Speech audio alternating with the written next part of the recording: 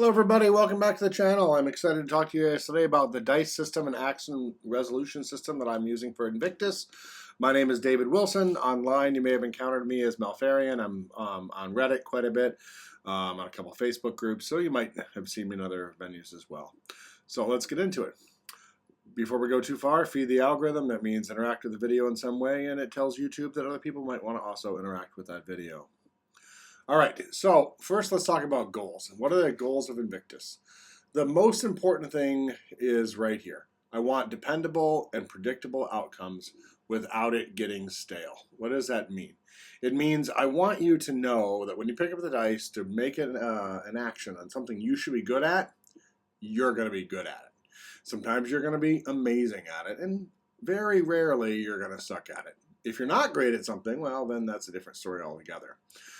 This comes through by meaningful averages. What do I mean by that? Well, if you pick up a d20 and you roll it, the average result is a 10.5. If you pick up 3d6, the average result there is also 10.5. However, that's really a poor measure of how those two different dice work, right? With the d20, it's flat probability. You're just as likely to get a 1 or a 2 or an 18 or a 19, right? There's really no difference there. However, on 3d6, you're much more likely to get that 10.5 central value. So for example, on a d20, any outcome is 5%. So to get a 10 or an 11, that's 10% of your rolls. So 90% of the time when you roll, you're nowhere near the average. For 3d6, however, if you're looking at a 10 or 11, that's about 25%. So 1 out of 4 rolls is going to be your average, and then the other things fall outside of it. If you know about bell curves, we would describe the 3d6 as a bell curve, meaning most of those results are going to happen somewhere here in the middle, whereas the d20 we say is flat, meaning every outcome is likely. If you're not a math person, just smile and nod. Thanks for still watching. I also really want flavor text to match play. What do I mean by that? I can't tell you the number of games I played. I started playing role-playing games in 1984. The number of games that I played where I read the character description, I read the text, and I think this is amazing. And then I play it, and it doesn't work. Right? So monks in D&D, I recently played a monk. I'm supposed to be like this badass, kicking people to the curb kind of character.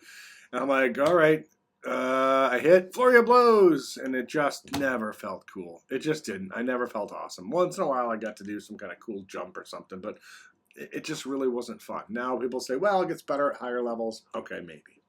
White Wolf was another one of these offenders. You're reading Vampire, you're like, you are a world expert at this thing. And you're thinking, I'm a world expert at that. You pick up the dice, you roll them, it doesn't work. Right? Or you read the discipline power description, it's supposed to be amazing. It didn't work. The only White Wolf game that I saw, now just to be fair, I love White Wolf games, but the only White Wolf game that I saw that really matched that text was Exalted. But to do that, you had to roll 20 dice. And when you roll 20 dice, you feel pretty badass, and your results generally come out pretty awesome. So Exalted does a pretty good job. It's a little bloated, but it does a pretty good job. So I want flavor text to match play. And if you follow us on this journey, and again, we're early in the actual development. I've been writing rules for years and rewriting rules for years, but I'm finally getting to the point where I think I've got a coherent system that I can bring to you. And if you're ever reading this stuff and you go, this just doesn't work the way it should, you should tell me, because we're going to change it. That's the goal, to make it work. So what do I want? I like combat, all right? I tend to run more social games, but I do like combat if it's fun. Right, where all players are engaged every turn. And I want it to be fast. No more 25 minutes in between your turn. I mean, you can watch an episode of a TV show and then not miss your turn. I mean, that's ridiculous. I try to time games that I run now, and it's about 10 minutes between turns, and I still think that's way too long. So I want combat to be fun, I want combat to be fast, and I want it to be deadly. I want there to be real risk, no bloated hit points. I mean, how many times do you have to fight a storm giant with 400 hit points? You hit him for 40 hit points. It's like, woo, 360 to go. I mean, it's just terrible, right? And how many times have you been playing a game where, oh, I'm knocked out again, making my death saves, wondering if I'm going to die? Now, I know that's a D&D perspective, but that's what I'm playing mostly nowadays, though I have played many other games. I don't like the I'm just dead. I think there's some happy medium. We'll see if we find it. All right, Death Spiral. I thought about naming the game Death Spiral because this is a huge, core, important part of my goal. I want, when you get hurt, for your ability to do things to get worse. I want NPCs, monsters, bad guys, etc. If you hit a creature and it's lost half its health, it had better be weaker. If it isn't, it had better be a construct or something like that. But even a construct that doesn't feel pain is probably broken when half of its health is gone. So I like Death Spirals. I think they're fantastic. Some people don't. They say this isn't fun for me. I'm getting weaker and weaker. There are a lot of games in the market, and this may not be your game. Death Spirals to me are awesome. I love them. If a party gets beat up, I want a party to feel beat up. Death Spirals is how we do that. I also want strategic plans and tactical choices, right? I want real options, not just optimal ones. There's so many games where you look at this list of options and you go, what's the best one? And that's really kind of your job as a player, right? You pick up a new role-playing game, you're looking through the book, and you're going, yeah, I've got all these choices, but which are the ones I'm actually going to use? I'm trying, and the other games have tried too, but I'm trying to actually make these choices useful. These are my goals. These are the lofty goals. When I'm looking at the game, I'm going, did I meet these goals? So these are in the back of my mind as I'm playing, and I want your choices to matter. It doesn't mean all your choices are optimal, because that's not possible, but your choices should be relevant. They should be important. If you just had to push an opponent instead of attacking them, that should have a good outcome, or at least a potentially good outcome that's going to change the way that fight's going. Another one, which I'm a huge fan of, and I see a lot of games going this way, is single roll mechanics, right? No more nat 20 followed by a 1. Even in White Wolf, and it may not be true, I haven't seen the newest ones, but I would enjoy things like Exalted, where you'd roll all these dice to attack, but then that meant you rolled a whole bunch of dice to do damage, and then you roll a bunch of dice to soak, and it just was too much. You could end up rolling 40 dice for a single action. It was fun, don't get me wrong. We had a lot of fun, but it's just not really, I think, the best way to do a game, right? And as I said in D&D, rolling that 20, then you get a 1, and that just sucks, right? And people have lots of fixes now. I'm excited by things that I'm seeing. MCDM, I think it's called drawsteel now. They're looking at, they just do a damage roll, I think. On your turn, you just do damage, which is very video gamey, right? You walk up, you just hit the opponent, they take damage. We all had a lot of fun with that for years. I don't see why it wouldn't work in a role-playing game. It's not my approach, but I think that's great. DC 20, I think is what he's calling it, the Dungeon Coach. He's got a neat system which has a lot of things that I'm trying to do here, which I'm a huge fan of. And that is, I think, all weapons do a small amount of damage. You roll to hit based on how well you hit, you do more damage. That's exactly what I'm doing here. So in this game, if you need a 15 to hit, and you roll an 18, you do 3 plus the weapon's damage. Very simple, very straightforward, done. And there's a little twist in there we're going to get into. It's called Surge, and that is rolling creates options, right? So if you've played games like Powered by the Apocalypse or things like that, where there's got these narrative focuses in them, you might see some of those pieces that you like here. All right, everybody, welcome back to the channel. I just recorded a video on the dice system, and it kind of drives me a little crazy. The video ended up being half an hour long, when the truth is I'm just trying to tell you something really fast. So here's an intro to that video. How does my system work? Step 1. You get 3d6. Then you have attributes: strength, agility, wisdom, stuff like that. Those are -3 to a +3 to that roll. Then you have skills. Skill could be battle skill. It could be awareness skill. It could be investigation, athletics, stuff like that. Those skills have dice. Those dice are between a d4 and a d12. You add them to that 3d6. Now you roll your dice. You note any die that's a 6 or higher. That's something we call surge. You keep your 3 best dice. You add them up. You add any accuracy from the attributes or the weapons or whatever. You compare to the action difficulty, AD. How does it work? Well, we have a 4-degree of success outcome. The first one is critical success. So that is, if you hit your target by 4 or more, that's a crit success. If you simply hit the target number, that's a success. If you miss within 3, so you were close, so you needed a 15, you got a 14. That's a mixed or a partial success. Could be a failure. It really depends on what's trying to happen. If you miss by 4 or more, that is, you need a 15. Instead, now you get an 11. That's a critical failure. So that's the outcome, and then you can modify that outcome with what we call surge to modify your actions. If you want to learn more about that, watch the next video. Thank you.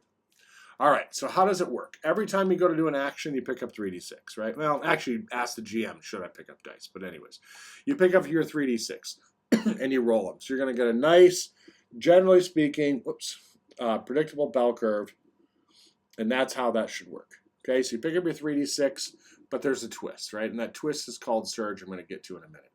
So you modify your dice pool with attributes, skills, equipment, environmental circumstances, things of that nature. We're going to get into it, right? So that could be 3d6 plus 3. It could also mean that you change the dice that you're rolling. We're going to get into all that.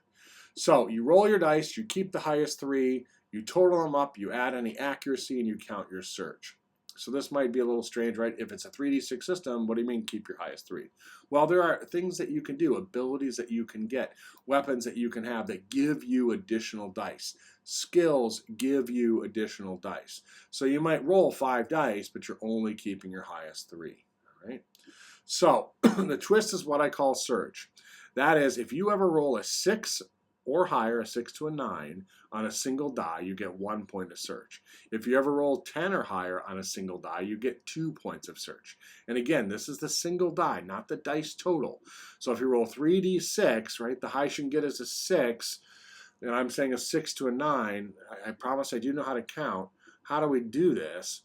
We use a dice ladder. So I have something called power. And if you gain power, power upgrades your dice. So if you have a d6, the average of that's 3.5. If you have a d8, the average of that is 4.5. I was going to try not to do math in these videos, but I'm a physics professor. I can't help myself. If you've got a d6, the average is a 3.5. If you've got a d8, the average is 4.5. So 1 power, on average, upgrades you by +1. But what it really does is it opens up that surge for you. So a d6, you only have 1 outcome on that die that can give you a point of surge, but a d8, you get a 6, a 7, or 8, and each of those get a surge. So we're using this power dice ladder, so it upgrades a 1 point of power upgrades a d4 to a d6, another point upgrades a d6 to a d8, another one does a d8 to a d10, d12, etc. And that's how the power system works. And so you might have an ability that gives you power when you're doing strength checks. You might have an ability that gives you power when you're doing intellect checks. You might have a weapon that gives you power that upgrades your dice. We'll see how that all works out. All right. So we're going to come back to surge in just a moment. But what this system is working on is what I call a degree of success system. So instead of a binary, I pass or I fail, and even D&D isn't a binary. We tend to think of it that way, but D&D is I get a 1, I critically fail. I get a 2 to a roughly 10 or something, I probably fail. If I get over 10, I'm succeeding, and if I get a 20, I've critically succeeded. So there are 4 outcomes even in that system. So this is also a 4-outcome system, but instead of it being like a little bit on one end, a little bit on the other end, and most of your other rolls kind of being in the middle, I've tried to change this to instead have a bell curve degree of success. So what do I mean by that? Well, you roll your dice, you subtract the difficulty for doing that thing. So if it's an easy action, that's a 9. If it's a standard action, that's an 11. A hard action, 13. A tough, 15. These terms aren't fixed in stone. But basically the idea is, could an average person do this?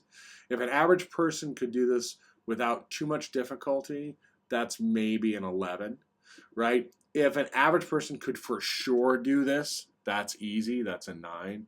If an average person is going to struggle, that's a 13. That's kind of the rationale that I'm thinking of. And this isn't a, on high, the DM says, it's this number. This can be a conversation, right? You can have a conversation with the players. But the point is, if you hit that number or higher, you hit, you succeed. You accomplish the thing you were trying to climb. So if I'm trying to climb a rope, I've climbed that rope. I'm trying to climb a cliff, I've climbed that cliff. Does it mean that I've climbed it and no one noticed me? Does it mean that I climbed it and I didn't knock any rocks down? No, it doesn't mean those things. It means I climbed that cliff, okay? All right, so effect, as I'm saying, is however much you beat your roll by, or however much you miss your roll by. We'll get to that in a moment. And one of the system notes that I have here is if you ever see something in a square bracket like that, that's an if-then statement, right? Again, as I said, I'm a physicist. I try to make things, in my mind, simple. Doesn't mean I always accomplish it, but that's my goal. So you have an effect. So it's just an if this condition is true, do the following, all right? And you'll see what that means right here, right now. So in the degrees of success, if you miss your target number by 4 or more, that's a critical failure, all right? If you miss your target but you're within 3 of it, that's a failure, all right? If you hit your target or above, that's a success. If you hit your target and you're 4 or more above, that is a critical success. So let's break that down a little bit. Let's say the target for your action was an 11, all right? If you want to miss within 3, let's go back. Excuse me here, I'm not that great at this yet. Oh, that's my little animations. Like and subscribe if you haven't already. So let's say your target number is an 11. If you miss within 3, that means 8 to 10, right? So if you get an 8 to a 10, that is either a partial success or a failure. We're going to see how that works out in a little bit. If you get 7 or under, that's a critical failure. If you get 15 or over, that's a critical success. All right, we're going to see some of that play out now. All right, so first off, surge modifiers. So you make your roll. Did I succeed? Did I fail? Did I critically succeed? Did I critically fail? And then you can modify that outcome further using what I call surge. So for example, for surge, if you hit, if you succeeded, you can turn 1 point of surge into 1 point of success. So what does that mean? Let's say you rolled a 6 and a 5 and a 4. That would be 1 point of surge on that 6, and you could give yourself +1 to your effect because of it. So as I said, you roll a 13 against an action difficulty of 12, you have 2 surge, your effect is a 1, right? Because that 13 is 1 higher than 12. So now your effect, instead of being +1, becomes +3 by spending your 2 surge. That's the most basic, simple thing you can do. Use your surge to make something work better. All right, next up, faster. You can say, hey, DM, I know I'm trying to do this, but we're under time pressure. I succeeded and I have surge. Can I use that surge to say I did it faster? Right? Totally plausible, totally happy thing to happen. So if you're picking a lock, it opened quicker. If you were climbing a cliff, you climbed it faster. Things of that nature. Like, so it says you found perfect handholds, right?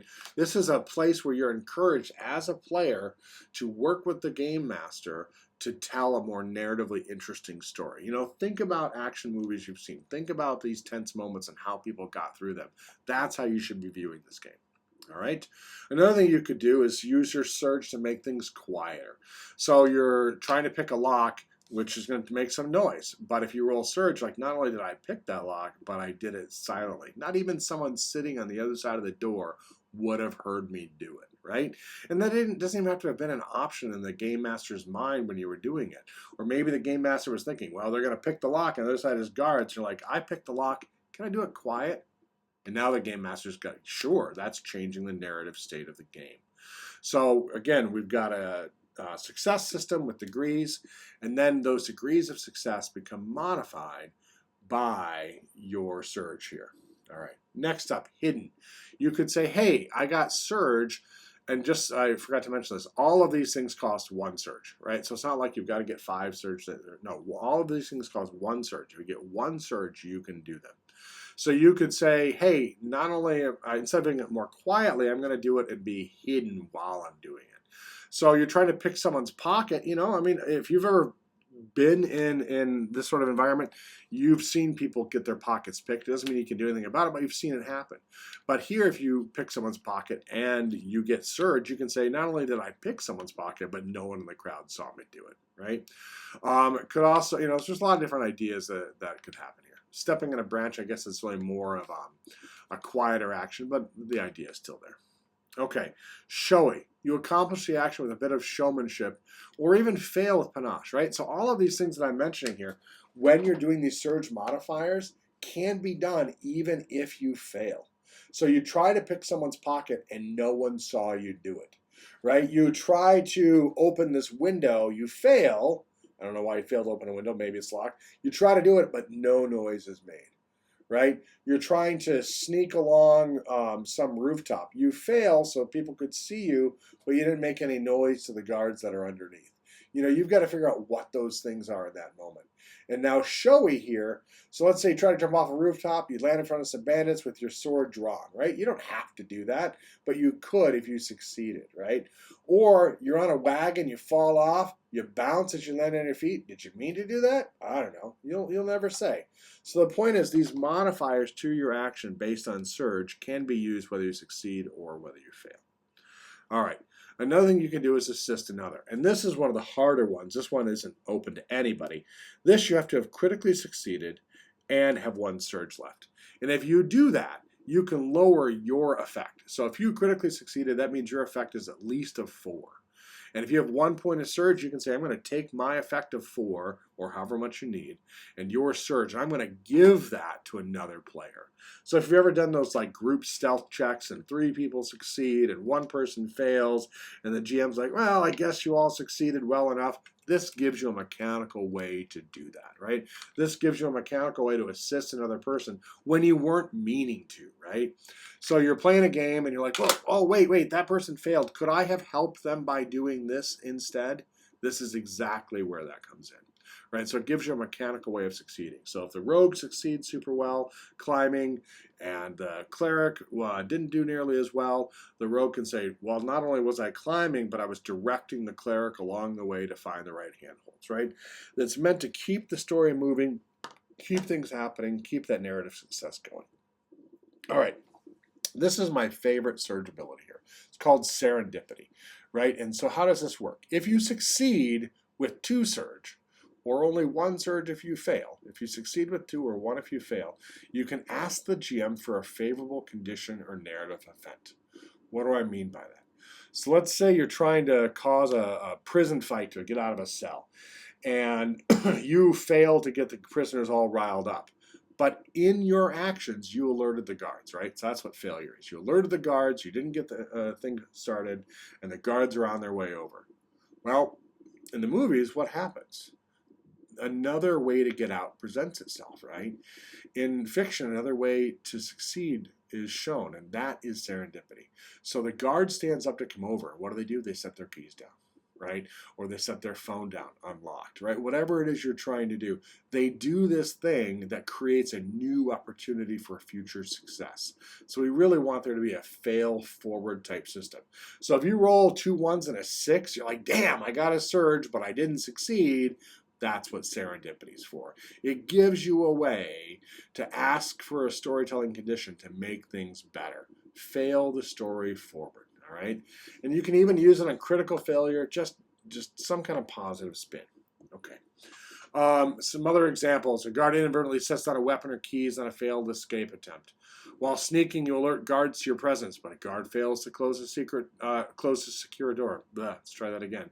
While sneaking, you alert the guards to your presence, but a guard fails to secure a door behind you, right? So that is, the guards are coming out, one of them detects you, then they make some noise, the rest of the guards respond, and as that guy's about to close that door, he doesn't close it.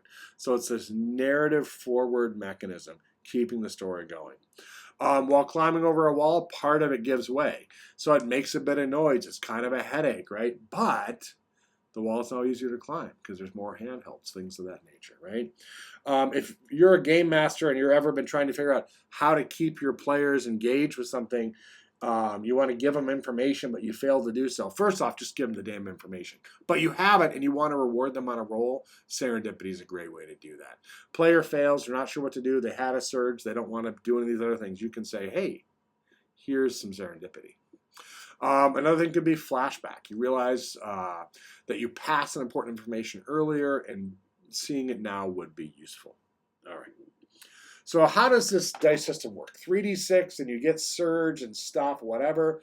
Here's how it works. You've got 6 basic attributes, and these are very similar to your D&D and things of that nature.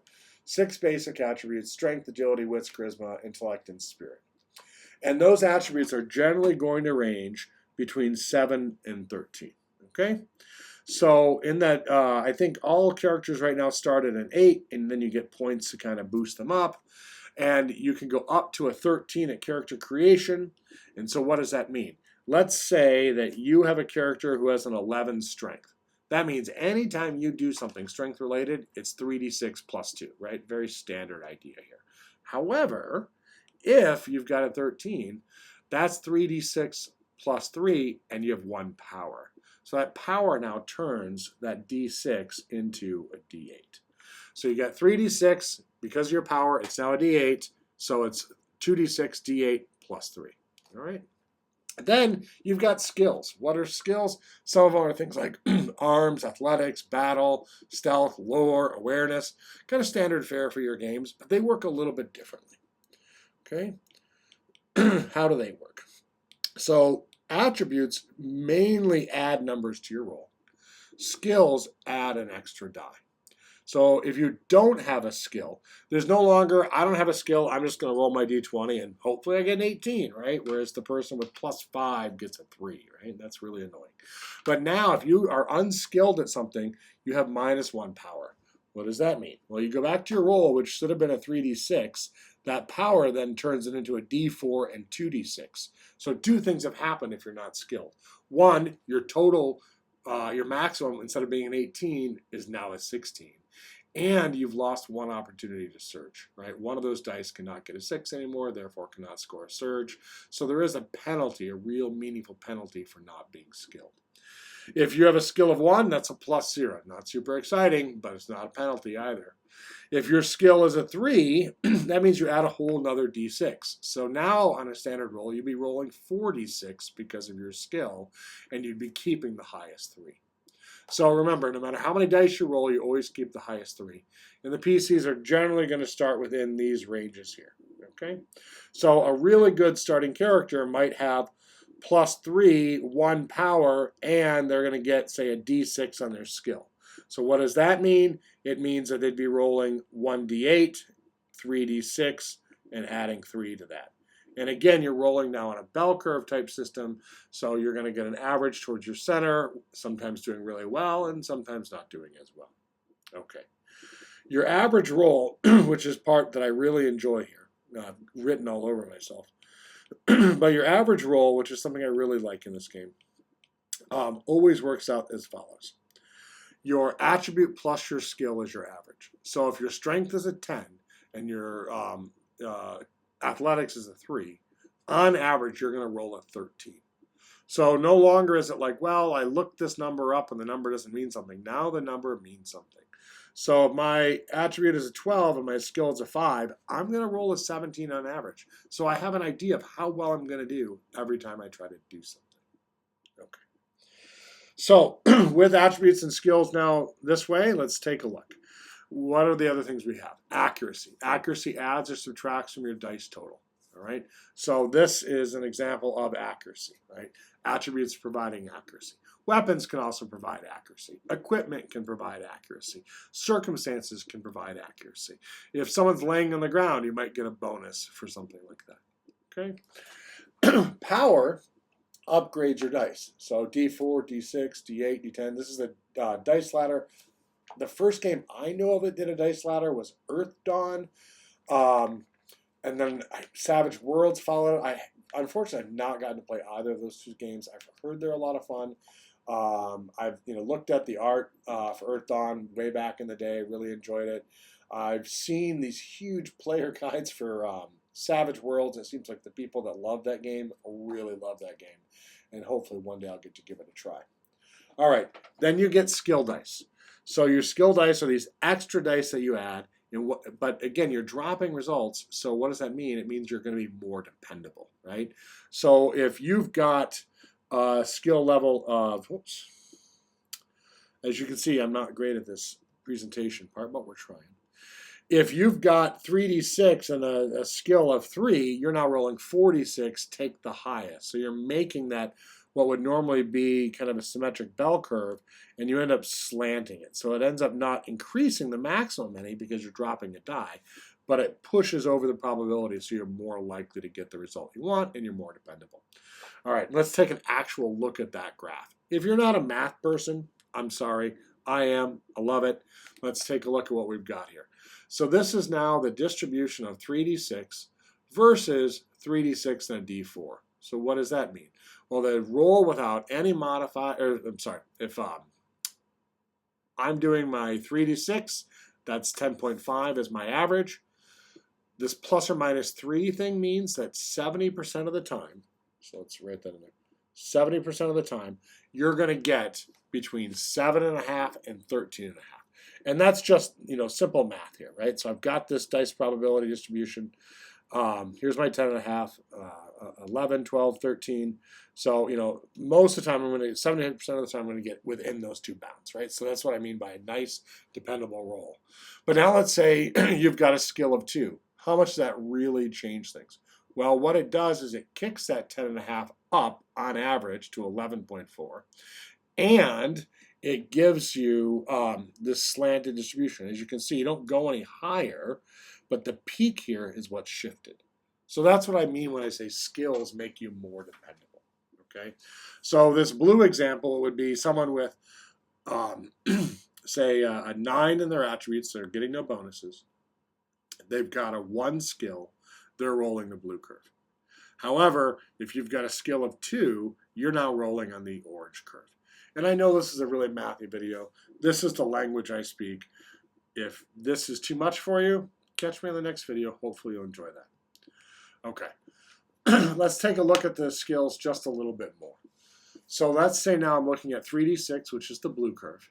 Now I'm looking at a skill of 3d6 and d4. That's this orange curve.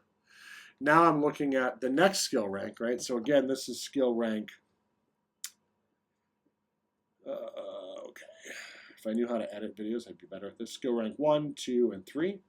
So that's skill 1, which is that, skill 2, skill 3. So what we see is happening in these skills is my results are becoming more dependable, but they're not necessarily becoming higher and higher and higher.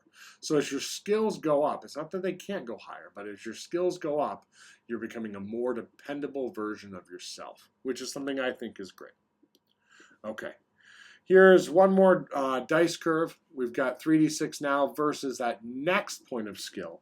So this is the person with skill level 1, and this is the person with skill level 4.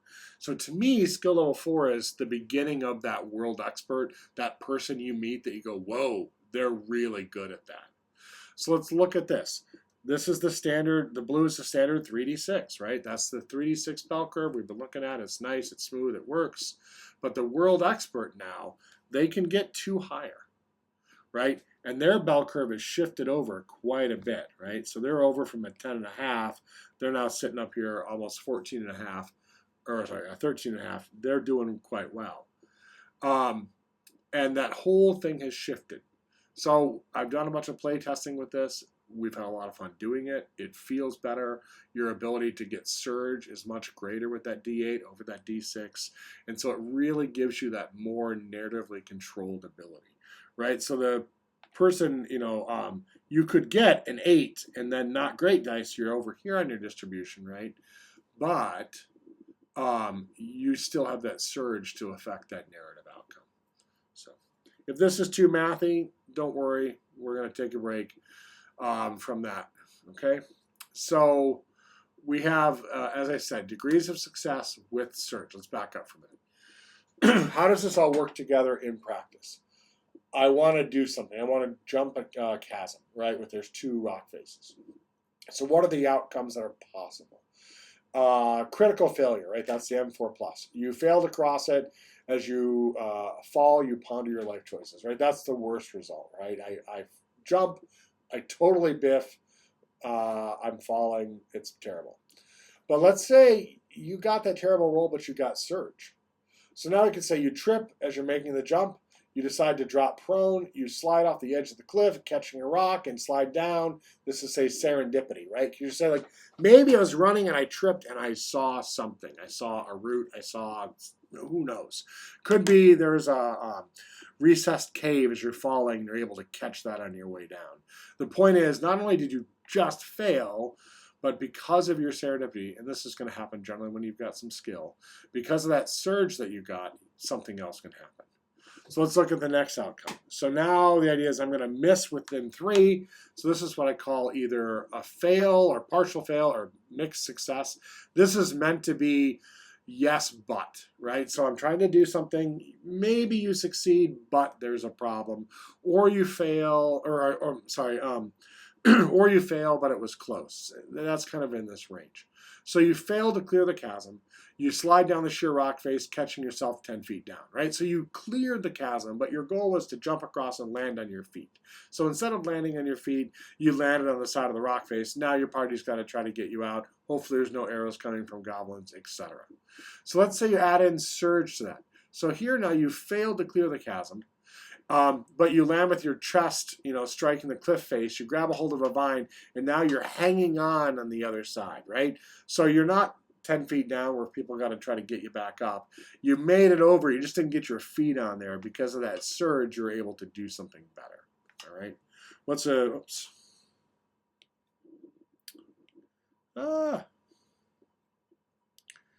So as I said, I'm not great at this video editing part, so you have to see all these mistakes right now. Hopefully the next video will be better. So now I land on the other side safely, though maybe it makes some noise. Or you hit with surge, but you land on the other side and you land quietly, right? So what do I mean land and make noise? Well, your goal is to jump the chasm. But that doesn't mean you jump quietly. So surge can let you land quietly. Or surge can let you do some kind of flip through the air that's panache and you land really well. Let's say you critically succeed. So you land on the other side squarely on your feet. You're able to keep moving. Your faculties about you. You're able to keep running, something like that. Or succeed with surge. You can do something showy. You land some kind of iconic superhero pose. Maybe you get a bonus to some kind of intimidation check or something of that nature. So the point is, we're not just doing tasks. We're doing tasks with a variety of outcomes. That's our goal anyways. We'll see how it all works. This is an experiment. All right, so what's up in the next video? Next video, I'm going to do a combat Gladius versus Scimitar. They're going to fight. We're going to see who wins, and you're going to see, hopefully, that the weapon choices in this game will really make a difference. Remember to like and subscribe, turn on those notifications if you enjoyed this. Thank you so much. My name is Mal. Hope to see you in the next video.